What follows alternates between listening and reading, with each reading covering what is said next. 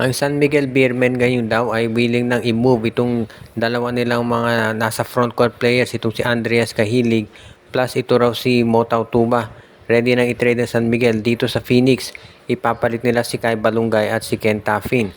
Matindi itong offer na ibibigay doon ng San Miguel, pero seryoso na raw itong management dito sa kanilang plano na gawin iyan. Parang sa tingin ng San Miguel Beer, ito makakatulong para sa kanila na magkaroon ng mas balancing lineup.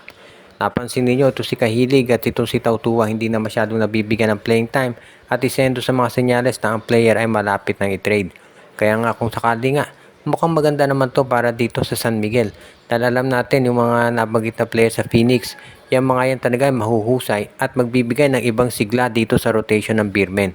Kaya nga kung sakali pumayag ang Phoenix dyan sa trade na yan, sa tingin ko malaki tsansa na makatulong yan doon sa championship run na gagawin ng SMB. Alam natin na itong si Coach Peter Martin na siyang humahawak sa team habang nagpapagaling pa si Coach Leo ay talagang magiging isa doon sa mga gagawa ng paraan para sila ay magkaroon ng mas matinding lineup. Kaya nga yung pagkuha dito kay Balungay at kay Taffin, alam natin sobrang lakas ng San Miguel pag ito'y natuloy. Nakikita naman ninyo ito si Taffin at si Balungay kung gaano kagaling maglaro yan, at yan talaga yung siguradong nakita rin ng management ng San Miguel kaya gusto nilang makuha. If ever na ito'y mangyari, sa tingin ko itong San Miguel Beermen, magiging mas malaki na yung chance nila na matupad yung Grand Slam na plano ng management na matagal na. Balita natin management kasi gusto maka-Grand Slam para dito kay Junmar Fajardo.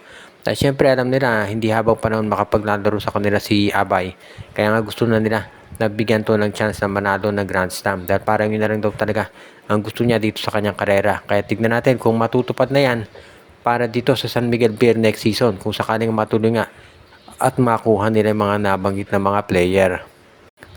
Samantala naman mukhang itong San Miguel Beermen ang balita natin ay ito pala lang Reynor Shine Elasto Painters ay kinakausap na raw itong Terra Firma Jeep at parang interesado raw ang Reynor Shine doon sa first round draft pick ng Terra Firma, yung pang number 5. Mukhang gusto raw ng Reynor Shine na ready silang i-offer ito si Karakot kapalit ng first round pick ng Terra Firma. Pero nasa Terra Firma yan kung papayag sila. Kasi syempre kung ikaw ang Terra Firma, hindi ka naman basta-basta na lamang na tatanggap ng mga offers na ganyan. Unless of course alam natin na ang Terra Firma talaga ay ready ang makipag-trade pag SMC. Pero pag Reynor Shine at yung iba pang mga independent teams, baka hindi ka agad-agad pumayag. Dito yung management. So, kung sa bagay, okay naman na player si Andre Karakot. Kaya hindi ako magtataka kung iyan naman ang susubukang kunin din ng Terra Firma. On the surface, no, mukhang okay naman yung trade, Andre Karakot para sa first round draft pick ng Terra Firma. Pero syempre, baka kasi naipangako na Terra Firma yung first round draft pick na yun sa SMC. Kaya hindi nila mabibigay. Sa bandang huli, magdedetermine na lamang yan ay yung management ng Terra Firma. Baka naman kasi available pa yung pick, pero baka mahingi sila na iba pang kapalit bukod dito kay Andre Karakot.